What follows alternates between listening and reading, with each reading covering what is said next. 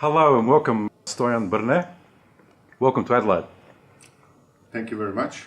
We've just heard the choir sing today, Planica, and which you're a member of. Excellent choir, very good. How long have you been involved with that choir? Thank you very much. I've been with them for the last 5 years, and we started with Tony Zanetic, which he's in the background too, and it was just a bit of fun. So we're the youngest two members in the choir, but as you can see, we got grey hair too, so we're not that young. So what voice do you sing? Second tenor. Second tenor. Yep. Second bass, sorry, I forgot. Second bass. What my role is. You're also the president of Jadran Club in Melbourne. Is that correct? Yes, I am, yeah. How long have you been president there? Oh, now it's going on to third year. Third year. Does it keep you fairly busy? It's pretty active. It's much different than what it was the previous presidents and all that, because like now all the clubs are done, they've been established and all that, so now their generation is getting older, so we're looking for new members, and we try to keep it as much as we can Slovenian orientated or leadership from Slovenian background.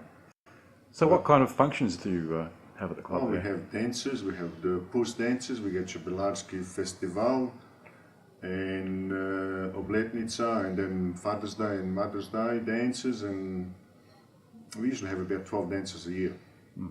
So, with Slovenian bands. Slovenian bands? Yes. Yep. So what kind of things are you doing differently now than say that was done in Jadran 10 years ago? Well, now we're always on the lookout for new members, which we've got to go multicultural.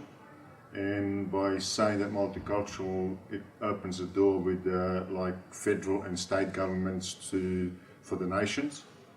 And we get quite a bit of donation from the government for different projects. Culture projects, and also building, improvement on the building and things like that.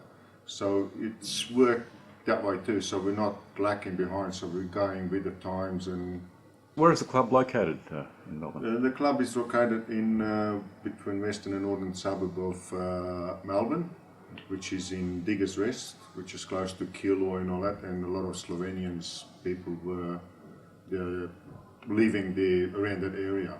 So it's very big in Primorska, from the Primorska region, but also we've got members from all over Slovenia and other parts of the world. And how old is the club, Jadran? We just celebrated 40th anniversary. Oh, congratulations. This year, and we got the book out, which is called Jadran Book. And Maria Iskra, she's from Kračna, she was the main editor for the book, putting everything together. And it's all about a bit of history and things like that, and a few photos from the club. So, yeah, so very exciting year. You've got a bee festival? Yeah, that's a yearly festival. It's a bee school within the club. And Stan Starts, he's been the main organizer with that, so he's been with that group he's the main starter of putting the group together, and they've been going for the last 15 years. And it's good because they have a lot of different nationalities, Croatians and Macedonians and English, Italians, they all come down there and they really enjoy it. They meet once a month, and every March, usually beginning of the March, we have the Sunday which they got the products of the bees, what the bees do make a honey natural enough, and all the other stuff, liqueurs and that they make.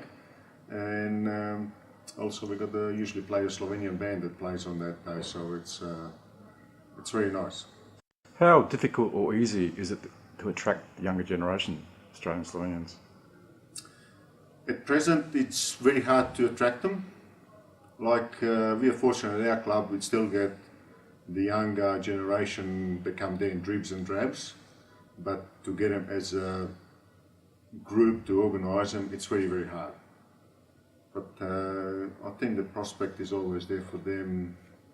For the future, they're going to come and take over and see what their forefathers and mothers done for the club. What role do you see the club Jadran playing as part of the Slovenian culture in Melbourne or Australia for that matter? The part, it's a culture that you don't want to lose.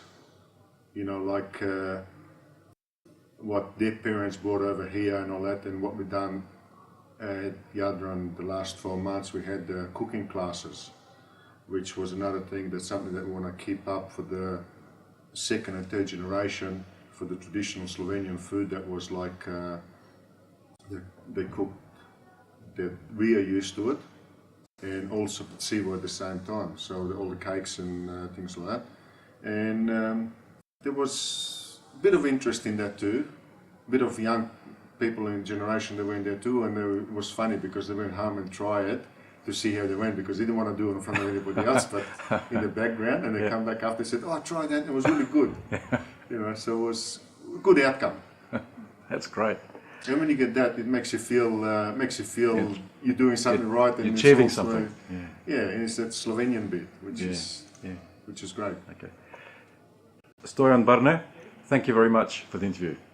I thank you very much for this opportunity, and I wish you all the best too, Jadran.